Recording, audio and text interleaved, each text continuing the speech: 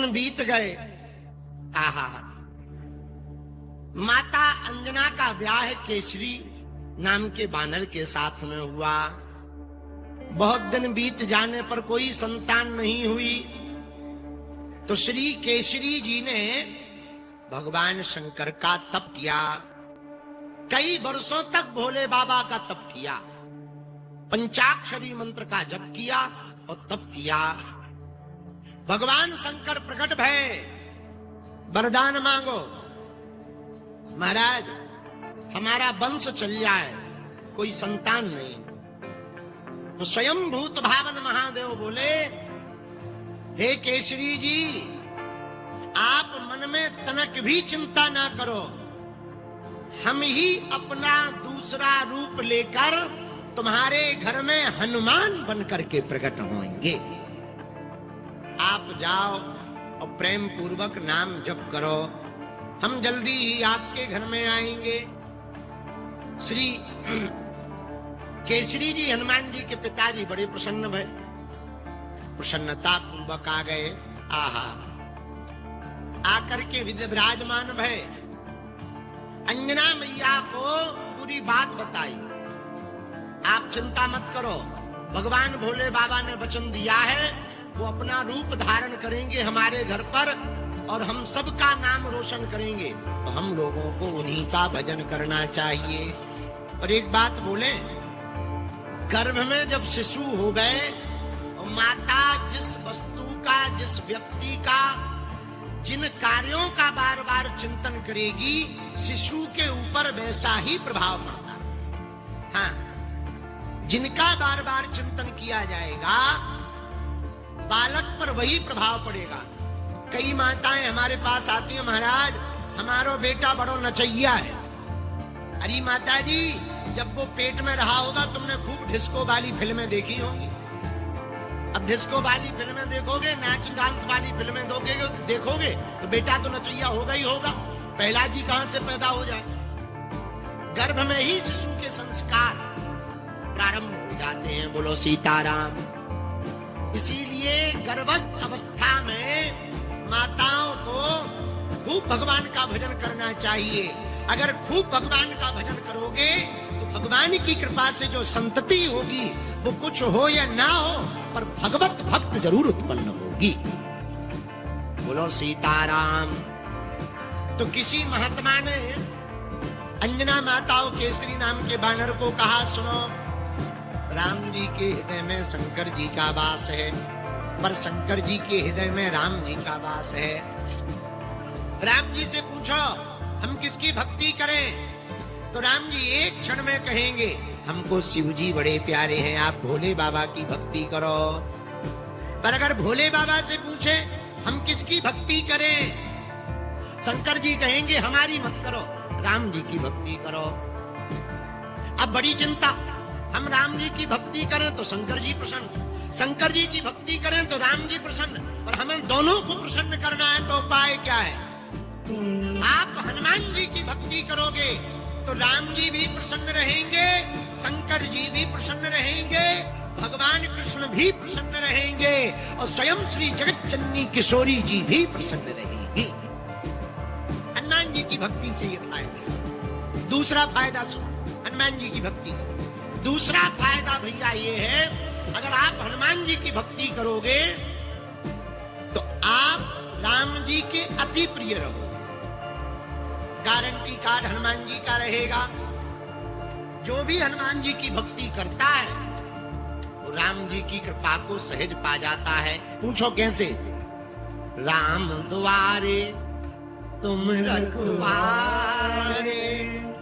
होते नया क्या दिनों पे। और श्री अंजना माता जी और केसरी जी का गृहस्थ कितना बढ़िया है, जरा सीखो। दोनों भजन कर रहे हैं। आजकल हम कई बार कई घरों में देखते हैं, पति भजन करता है तो पत्नी उल्टी रहती है, और पत्नी भजन करवे तो पति उल्टे रहते हैं। हाँ, बहुत ही कम ऐसे घर हैं जिनमें दोनों ही भजनानंदी हो गए, बहुत कम ऐसे घर हैं। वरना ज्यादातर घरों में एक पूरब है तो एक पश्चिम। बोलो सीताराम। ऐसे लोग हमें ज्यादा मिलते हैं। एक जगह पति पत्नी चले जा रहे थे तो एक कुत्ता भौंकने लगा। जहां कुत्ता भौंकने लगा सो पति को लगा कहीं काट ना देवे, हमें तो ठीक है पत्नी को ना काट दे, तो बेचारे ने गोद में उठा लिया। लेकिन कुत्ता तो कुत्ता थोड़ी देर में भाग गया। उसे लगा कुत्ता को कि फेंक रहा है, तो कुत्ता भी रहा होगा कहीं का, भाग गया। जैसे ही भागा तो पत्नी बड़ी नाराज, वाह तुम्हें पत्थर नहीं मिले मारने के लिए कुत्ता को, तो हमें फेंक के मार रहे थे। अरे पति बोला हम तुम्हें फेंक के नहीं मार रहे थे, हम तुम्हें ऊपर उठाए थे कि कहीं कुत्ता तुमको ना काट ले। और पत्नी बोली वाह, लो वहीं लड़ाई शुरू हो, तुरंत मायके चली गई। अब पति को बड़ी गुस्सा आई, इससे अच्छा तो कुत्ता ही काट लेता, सो बढ़िया था, कम से कम तलाक तो नहीं होता। तो कई बार ना समझी के चक्कर में, अर्थ का अनर्थ निकालने के चक्कर में कई लोगों के घर बर्बाद हो। हाँ, बहुत लोगों के, कई लोग अर्थ का अनर्थ निकाल लेते हैं, पत होती। पर धन्य है श्री हनुमान जी का परिवार, धन्य है माता अंजना, स्वयं भी भजन कर रही, और श्री हनुमान जी के पिताजी केसरी जी भी भजन कर रहे हैं। इसलिए तो अंजनी पुत्र, हनुमान जी का नाम अंजनी पुत्र है। अच्छा एक और बात, हनुमान जी के नाम में सबसे पहले माता जी का नाम आया। हनुमान चालीसा में पूरा परिचय देने के पूर्व में हनुमान जी की माता जी का नाम आया। तो किसी ने पूछा माता जी का नाम क्यों? देखो अपना भारत बड़ा महान है, ये मातृत्व प्रधान देश है। हमारे भारत में माताओं का बड़ा आदर्श है। यत्र नार्यस्तु पूज्यन्ते रमन्ते तत्र देवताः, यहाँ माताओं की बड़ी पूजा की जाती है। भैया हम लोग राम सीता नहीं कहते, हम तो भगवान के भजन में भी सीता राम ही कहते हैं। इसलिए भारत मातृत्व प्रधान देश है, कोई राम सीता थोड़ी कहता। क्या कहते? सीता राम, राधे श्याम। यहाँ मातृत्व प्रधान देश इतना है, हम लोग इतने मातृत्व प्रधान हैं कि केवल सीताराम राधे श्याम नहीं, हमारे यहाँ गाय भी माता है, गंगा भी माता है, गायत्री भी माता है, गीता भी माता है, और तो ठीक है अपना देश भारत भी माता है। तुमने कभी चाइना माता सुनी? सुनी? अच्छा तुमने कभी सुना पाकिस्तान माता है?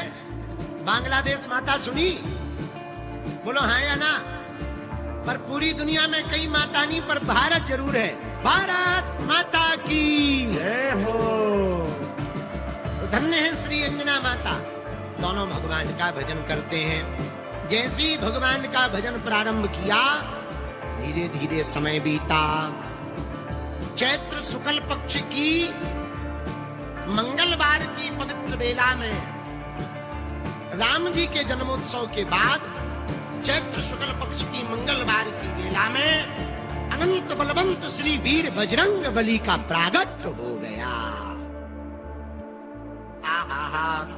अब तो पर्वत के ऊपर मंगल छा गया। जहां पर अंजनी माता रहती थी, दसों दिशाओं में जय जयकार होने लगी।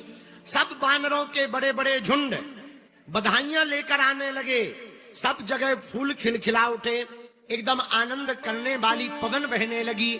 बड़ी शीतल मंद सुगंध पवन बहने लगी। चारों दिशाओं में प्रसन्नता छा गई। और भगवान शिव के 11वें रुद्रावतार श्री केशरी किशोर अंजनानंदन श्री वीर हनुमान जी महाराज प्रकट हो गए। बधाई हो, बधाई हो, बधाई हो।